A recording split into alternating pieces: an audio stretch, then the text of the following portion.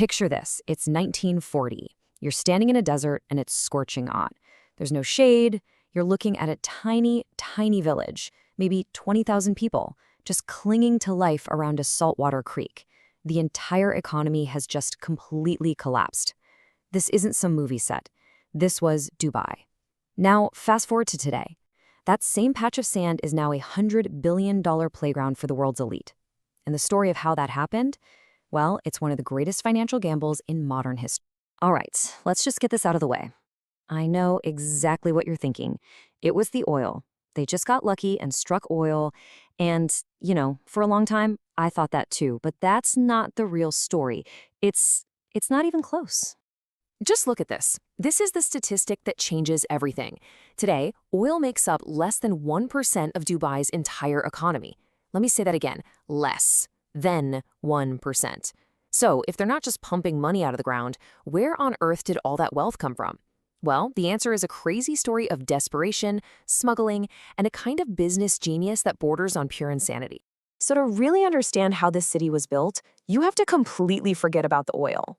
The real story isn't about what they found under the sand, it's about a series of unbelievable bets they made on top of it, and all of those bets were born from a deep, desperate hunger.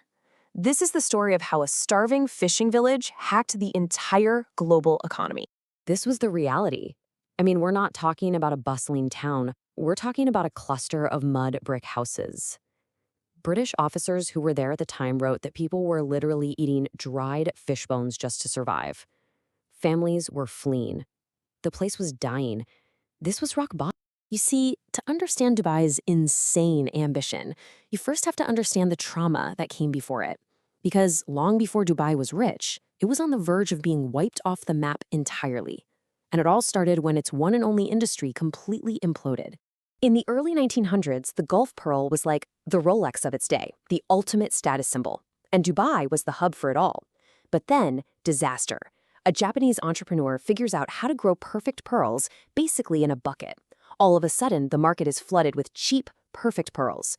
You combine that with the Great Depression, and boom, the price of natural pearls crashes by 90%. The entire reason for Dubai's existence just vanished overnight. This economic apocalypse created what we could call a starvation trauma. It burned a lesson deep into the DNA of Dubai's ruling family. Depending on one single resource is a death sentence. Resources run out, they get replaced.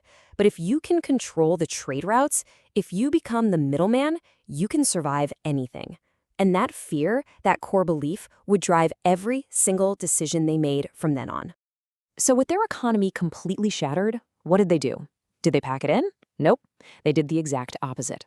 They started making these huge, insane bets that look like total madness to everyone else. But every bet was based on that one simple idea. Trade is survival. Okay, bet number one, they looked at their only real asset, their location. But there was a massive problem. The city's main artery, the creek, was way too shallow. It was clogged with silt, big ships couldn't get in, they had to anchor miles offshore. It made trade slow, expensive, a total bottleneck. So the ruler, Sheikh Rashid, comes up with this three-part plan that sounds like financial suicide. First, he gets rid of almost all taxes to lure in merchants.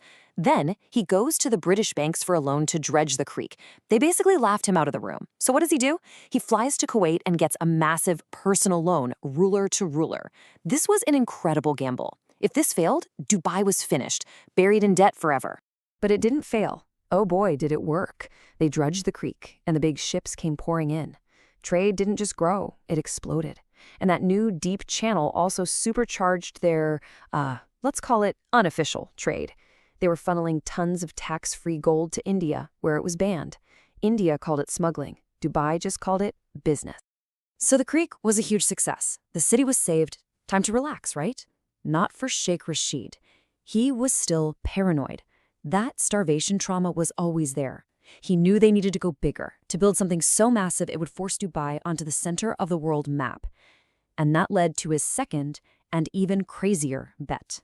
In 1976, he announced he was going to build the world's largest man-made harbor, miles outside the city, in the middle of absolutely nowhere. His own advisors told him he was insane. Everyone started calling it Rashid's folly. But see, he wasn't just building a port for Dubai. He was building a parking lot for the entire world.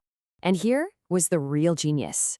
He didn't just build a port. He built a legal bubble around it, a free zone. And inside the zone, the rules were different. For the first time ever in the Middle East, a foreigner could own 100% of their business, pay zero corporate tax, zero income tax, and take all of their profits home. The floodgates just blew open. Rashid's folly became the engine of modern Dubai. Now, if the port was born from genius foresight, the national airline, Emirates, was born from something a lot more human, pure spite. In the 80s, a rival airline tried to bully Dubai by cutting off flights. Big mistake. You do not threaten these guys with isolation. Remember the trauma? Cutting them off is their biggest fear. So what did they do? They scraped together $10 million, rented 2 planes from Pakistan, and started Emirates Airlines. Their strategy was brilliant in its simplicity. They just looked at a map. They realized their location, the thing that seemed like a disadvantage, was actually their superpower. 2/3 of the world's population is just an 8-hour flight away. They turned the middle of nowhere into the middle of everywhere. So by the 90s, Dubai has the port, they have the airline, they're a logistical powerhouse. But to the rest of the world, they have no identity. They were just some place in the desert. Paris has the Eiffel Tower. New York has the Statue of Liberty. Dubai had sand. So it was time for the third big bet. They needed an icon. And that icon was the Burj Al Arab, an insane piece of architecture on its own private island. When it opened, a British journalist was so completely blown away by the luxury, she wrote in her review that it had to be a 7-star hotel. Now, here's the secret. There's no such thing as a 7-star rating. The scale stops at 5. But did Dubai correct her? Not a chance. They let that myth run wild. And that hotel became a billion-dollar billboard that screamed to the entire planet, "We have arrived." And it worked. The world's wealthy started pouring in. In 2002, they allowed foreigners to own property, which kicked off one of the biggest real estate booms in history. All of it built on borrowed money. It was a wild party. But then, 2008 happened. And the music stopped.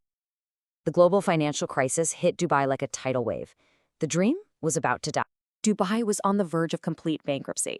They had to go, hat in hand, to their very rich, very conservative neighbor, Abu Dhabi, for a $10 billion bailout. And that bailout came with a price, a very public price.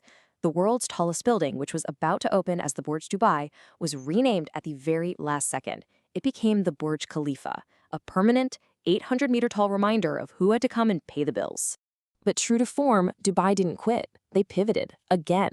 They started marketing themselves as a bubble of safety in a chaotic world. When there was trouble anywhere else, the world's rich knew they could park their money safely in Dubai. Now they're trying to attract global talent. Of course, it's crucial to remember that this incredible growth was built on the backs of millions of migrant workers, a complicated and controversial part of the city's amazing story. And this whole story, the hunger, the gambles, the constant nagging fear of it all disappearing, it can all be summed up by one powerful prophecy from the man who started it all. This is the ghost that haunts Dubai, this deep-seated belief that everything they've built is temporary, that it could all be taken back by the desert one day. It's the ultimate expression of that starvation trauma, a relentless, desperate drive to make sure that the great-grandson never, ever has to go back to riding a camel. And today they are fighting like hell to make sure that prophecy never comes true.